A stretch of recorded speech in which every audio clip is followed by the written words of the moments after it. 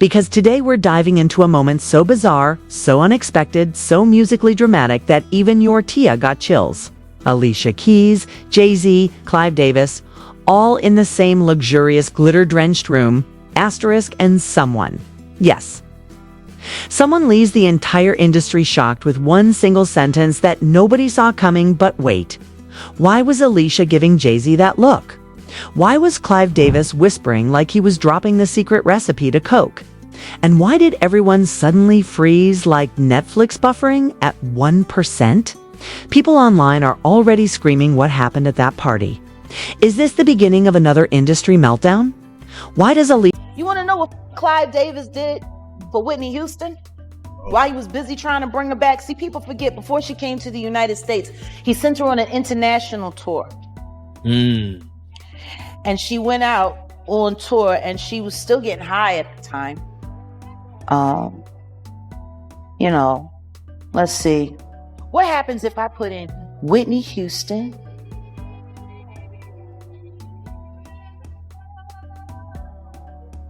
Kazakhstan. That's where she went? You done in Kazakhstan? Oh, man. This was not long before she passed away. Not because you're happy that she's falling apart, it's just she's doing the crackhead antics so dope. You know what I mean? She was in it. Huh? Yes. What is my key? Like she's in front of the president of Kazakhstan. Oh, my God. Oh, my God. But it was good enough to get that check, though.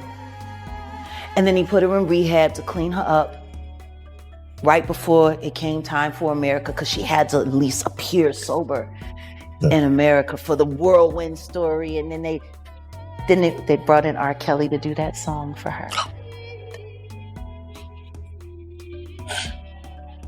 That she had to use auto-tune to sing because her lungs were so jacked up from all the smoking. And, a lot of people didn't know she was a heavy smoker. She was a chain smoker. She smoked 3 packs of Newport a day. And still could sing like that. But when you add in the cocaine or the crack, and the this and that, when they did her autopsy, they said there was nothing wrong with her throat. Her lungs were so damaged that she couldn't fuel the notes. It was her lungs.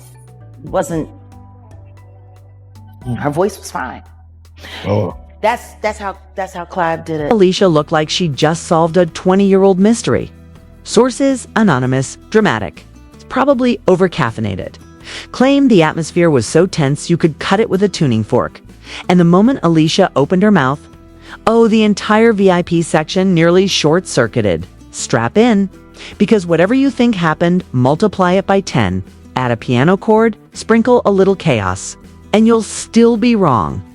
Let's break this down.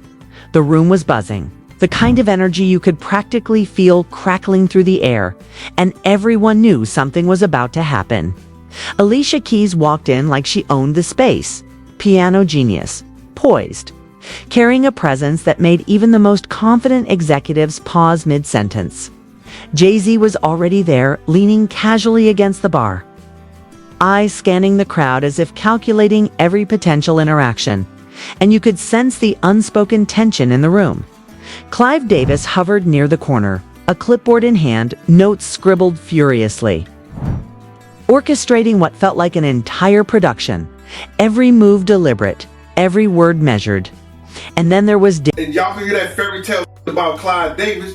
You understand? He might took him to the back of the boardroom or something like that and blessed him. You understand? But all that about, that he was the money and he was the engine behind Bad Boy getting started. Nah.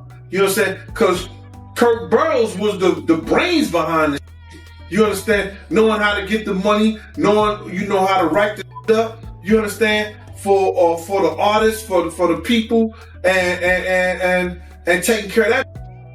You understand? Because when we was doing the parties and Puff had the red zone, the building and everything like that, we would always take the money over to Fifth Avenue to Kirk Burroughs' house. He stayed over there on 111th and Fifth Avenue, across the street from the Schomburg. So all that they get on television and you see in the Bad Boy story that they was going to Scarsdale with that. They try to X Kirk Burrows out of his legacy of starting and doing everything for Bad Boy. You understand? You know, this is crazy the way they get out here and they want to fool you. And then when a like me get on here and start, you know, talking and telling and saying what really happened, say, yo, I'm a snitch. Get the out of here. I ain't snitching on nobody because I ain't got no criminal record where nobody could go to jail for whatever I tell. Now, I could tell some for a mother to go to jail with, all right? You know what I'm saying? Don't get it up. You understand? Because he knows that. He knows that. So, back at this, we talking about, you know, this fairy tale with Clive Davis, scratch that out your thought process. Yeah, Clive Davis ended up bringing him to Arista because Arista was looking for a rap situation and everything like that. But it wasn't because you know, he Puff didn't have the avenue and he had an artist and he had that. He got that because he kept the engine going with the Bad Boy money from Buck and L from Buck. And you know why they got 9/16 to like sentences, because they was out there doing their thing as entrepreneurs, street entrepreneurs. It ain't no, it's public record, so it ain't no, it is what it is. You understand? You know, these cats get out here, you know, and they don't have no honor no more. You understand? You know, they want you to think it's all right, you understand?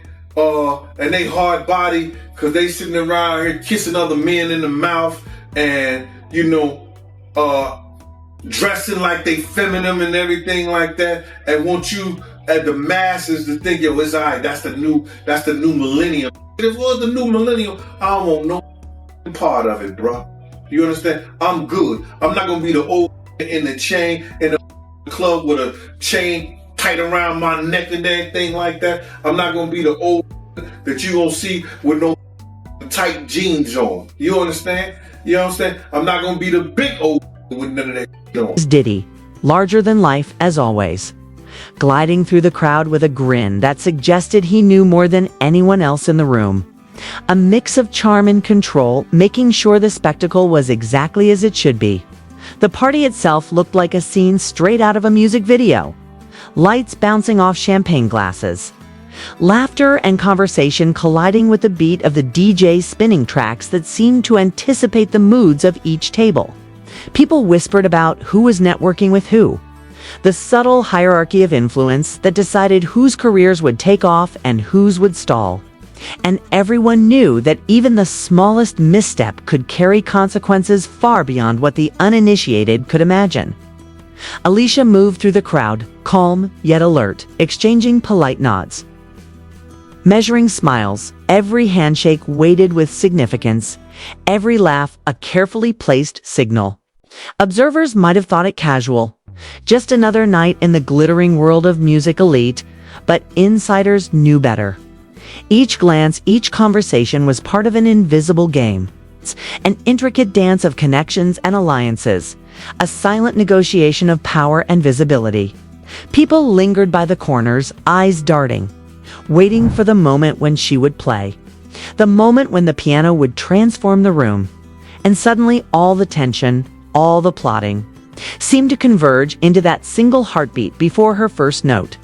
The music started a delicate touch at first, then building, layering, a performance that drew attention not only. But when you give up your manhood, I've never seen somebody recover from it. That was all the people that went to the puffy parties. That was all the people that did all those things thinking that there was never going to be a consequence for what they were doing. Get punked out and pimped out by some greater desire. You shouldn't have a greater desire than being a man. So I believe that's a big problem with a lot of the actors out there, because they get fluid. And next thing you know, once you go fluid, it's gone. You don't have any foundation to pull yourself back from. So maintain your man card, no matter what. Man, I mean, one of the things you've seen, you went to a whole different place. Sorry. No, I get it. So you see some guys struggling with that. You see Bieber struggling with that. You see some of these guys struggling with that. They can't get it out of their head.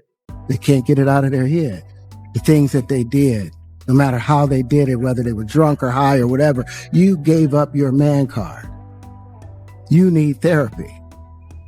And that's the thing that hurts them the most. And so they end up on drugs, end up every way to try and get rid of any principles there are. And that's what the business does. And the women that trade their bodies to go and get the role, they get to the point where they have their Oscar, they have their money, but they don't have their dream. They don't have the soul that they started with. So it's like achieving don't mean anything. If I get all the Nobel Prizes from doing all of this, but in the process, I have to trade out all of my integrity to do it so that they can stay in place. What benefit is that if I lose my integrity? You got to go in as a principal.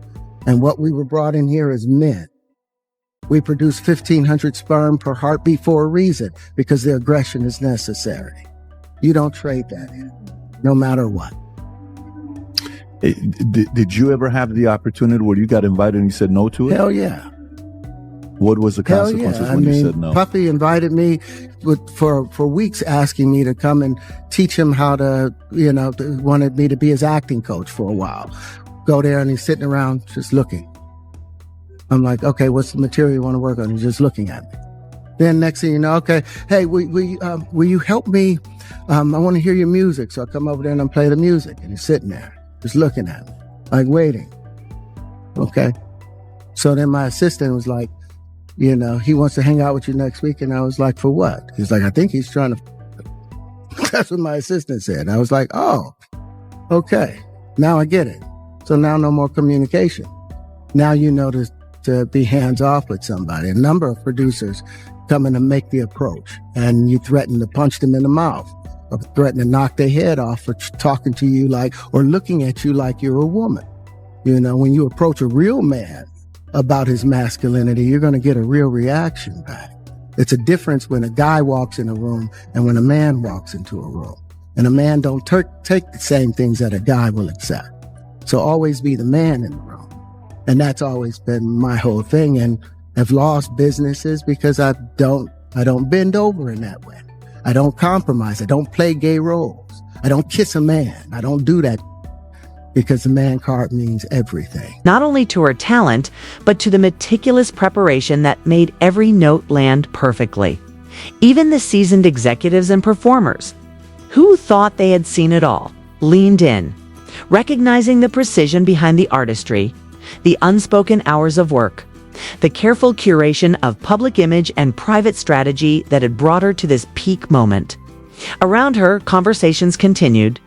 Deals were hinted at, names dropped. Futures subtly shifted, and she moved through it all with a composure that was almost unsettling in its certainty. Nothing seemed out of place, yet everything was carefully orchestrated. There was laughter. There were glances exchanged with unspoken meanings. Subtle power plays enacted with a raised eyebrow or a lingering handshake. And in the midst of it, Alicia held her ground, commanding attention not through spectacle but through quiet mastery. By the time the night had reached its peak and the last chord echoed, it was clear to everyone watching that this was more than just a party. It was a lesson in influence, a demonstration of the careful balance between talent and opportunity, of perception and reality, of ambition and restraint. And even as the lights dimmed and the crowd began to disperse, the energy lingered, a reminder that in this world, success was rarely accidental and power was always carefully choreographed. The morning after the party, the echoes of the previous night's energy still lingered in every conversation, every whispered hallway encounter. And Alicia found herself reflecting on the subtle but unmistakable currents that shaped the room. There were moments she could not ignore, small exchanges that hinted at alliances and rivalries, glances that carried more weight than any spoken word. And she realized that navigating this world required a level of awareness that went far beyond talent alone. Jay-Z was already in motion, meeting with collaborators in the corners, discussing projects, timing releases, and controlling the narrative without anyone outside his circle fully realizing it. And Alicia watched him, fascinated and cautious, noting how influence was exercised quietly but unmistakably. Clive Davis moved among the other executives, a steady presence, nodding, advising, guiding. His reputation as a career architect well earned. And Alicia recognized the subtle guidance that had brought her to this stage, the carefully measured steps, the choices she made that were both her own and yet shaped by those around her. Diddy, as always, seemed to operate on a level that blurred spectacle and strategy, ensuring every guest, every interaction, every performance added to the impression that he was at the center of something monumental. And even casual observers could sense that those in the inner circle were part of a choreography. That balanced personal ambition with collective influence. Reports had already started to circulate in industry circles. Speculation about who had made the right connections, who had said the right thing. And Alicia could not help but notice how quickly reputations were built and shifted, how perception could be as important as reality, and how a single misstep, even if unintentional, could ripple through an entire career. She was learning that being a star was only part of the equation, that understanding the invisible rules, reading the room, and maintaining composure under scrutiny were equally vital. And she realized that her own quiet presence was noticed more than she had imagined, that each carefully chosen word or gesture could signal confidence, restraint, or alignment with those in control. Invitations to smaller meetings began to appear. Private sessions, exclusive listening parties, and Alicia knew that these gatherings were as important as any public performance, as they were where decisions were made, collaborations formed, and future directions subtly influenced.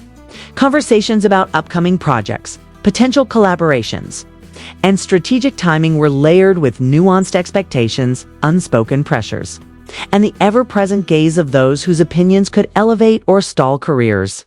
And Alicia felt the weight of it while also recognizing the opportunity, the chance to observe. Well, because the Me Too movement was a ruse. It was a setup. It was a scam. I'm saying that now, publicly. Dream Hampton spearheaded the Surviving R. Kelly campaign, which fueled the Me Too campaign. And that was all funded by Sean Carter to make sure that Robert Kelly went to jail. Get his lick back. Why is nobody understanding that Dream Hampton was being financed and ran by Sean Carter? They were able to go and get all of these witnesses because he was there with Robert Kelly.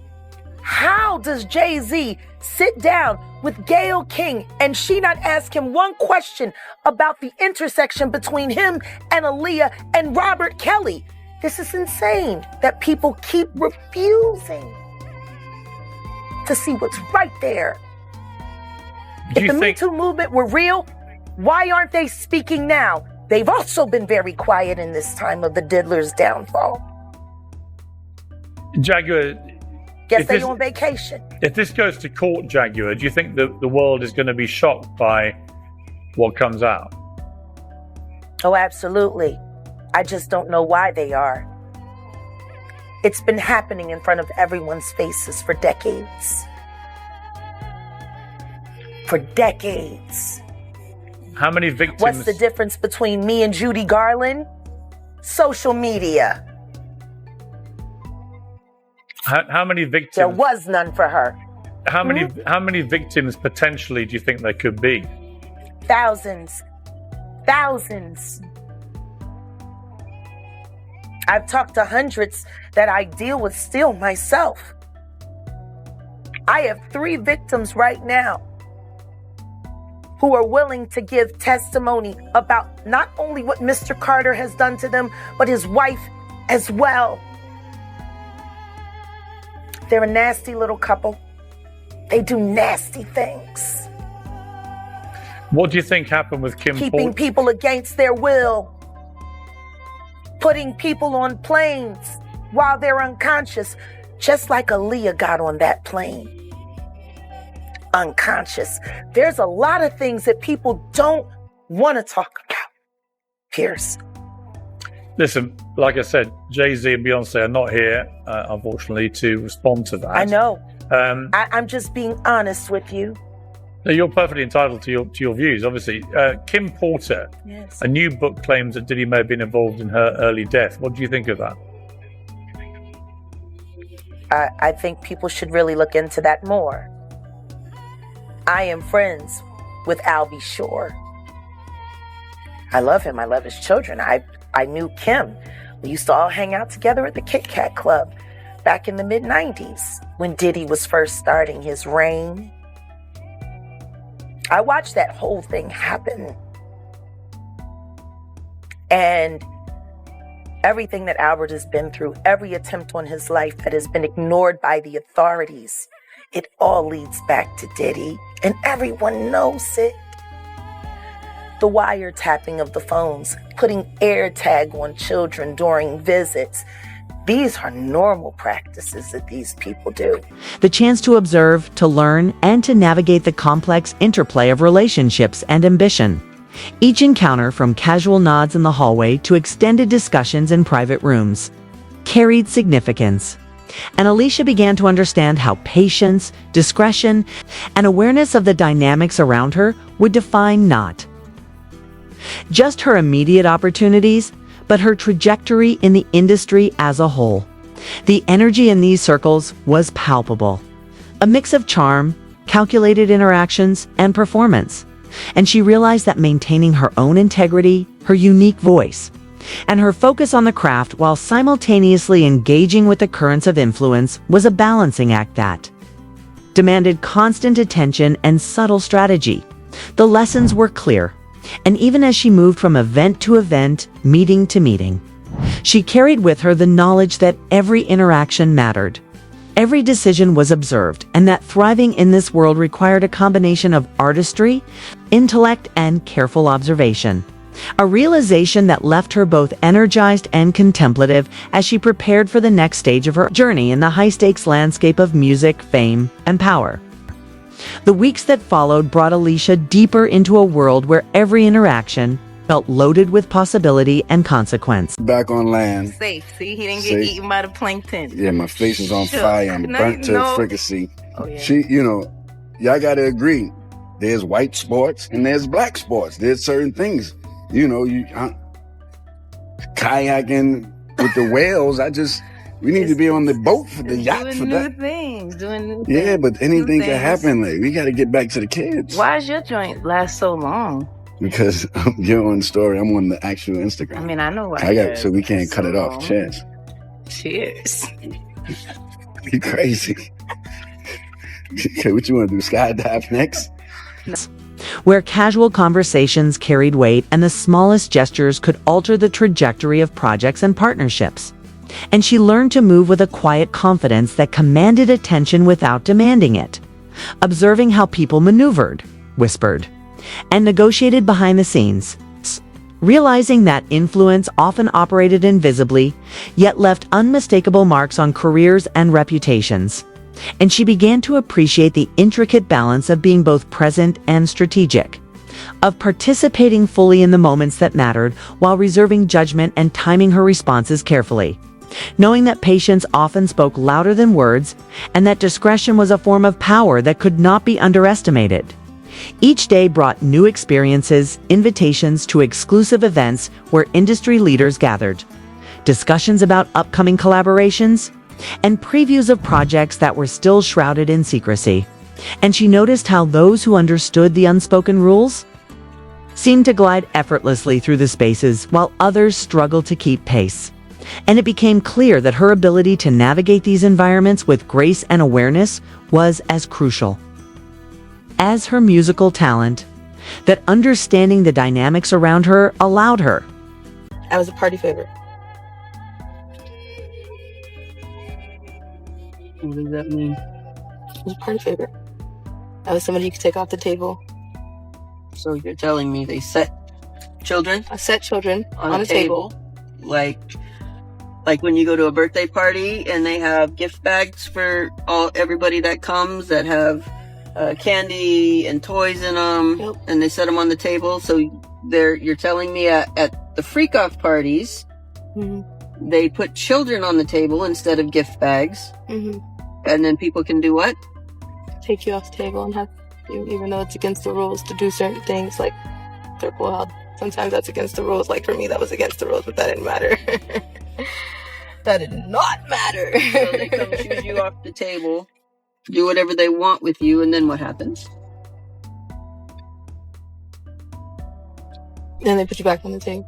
They put you back on the table for somebody else to come choose you? Okay. That's called a party favor effect. That's just one of the little things that go on at the freak-off parties with children. Were there animals there? Goats. Did they turn the animals loose on the kids? Yeah. And if you got sick and threw up because it was so disgusting, what happened? You had to eat it. You had to eat your vomit if you threw up. That's satanic ritual. Diddy was at this party? Denzel Washington was at this party? Yep. Birdman was at this party? Yes, he was. And Young Jock? Yep. And you're telling me Denzel was there and it was after 1 o'clock when he supposedly left? And beanie, socks, and a gold chain. So you're telling me Denzel Washington was... He had a beanie on, socks on, and a gold chain, and that's it. In front of children. Yep. Funny. Because he sure portrays himself to be holier than thou. Yep. So a lot of them do.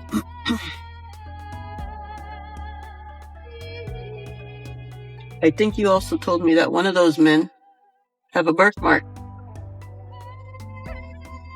Left thigh. One of those men have a birthmark on their left thigh.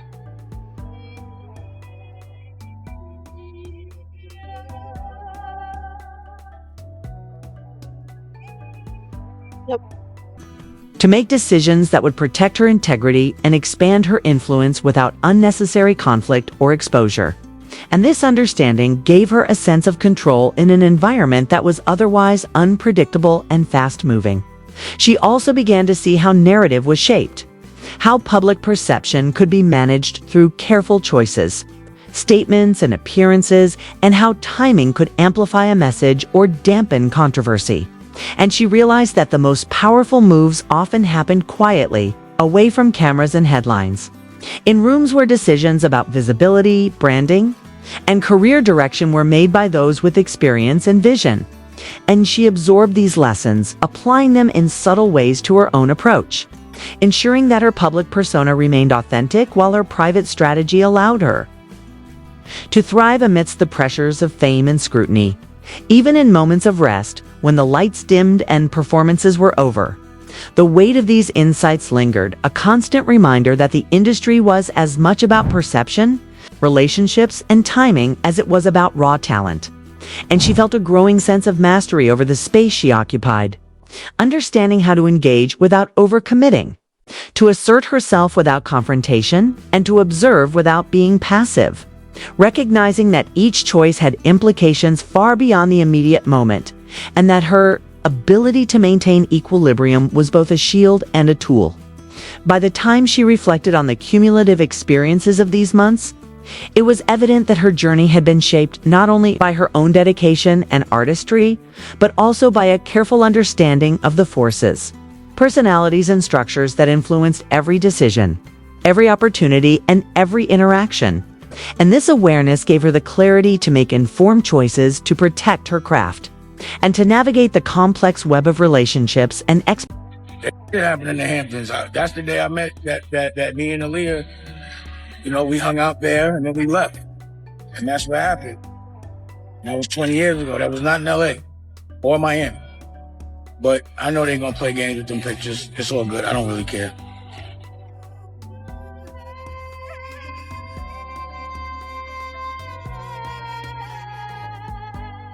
I thought on Diddy is sad, period. It's just sad. And crazy. And it's shocking. you know, where she don't want me outside at all. So, yeah, I mean, I'm sure. I know I've been over here. And I never judge a man for any preference and all that, and they keep it to themselves. I ain't got nothing to do with none of that.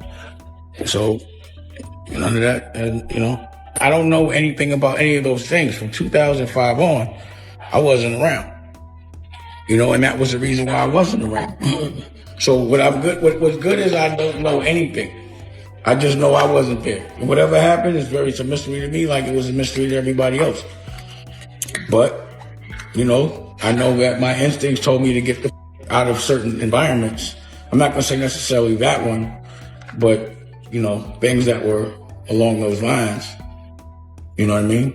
And expectations that define the upper echelons of the music industry, leaving her poised, perceptive, and prepared for whatever challenges and triumphs lay ahead, while maintaining the balance between her personal vision and the strategic awareness that had become essential to sustaining a lasting and respected career. As we reach the end of this story, the questions linger and the mysteries remain, leaving you to wonder what really happens behind the glittering lights and closed doors of the music world.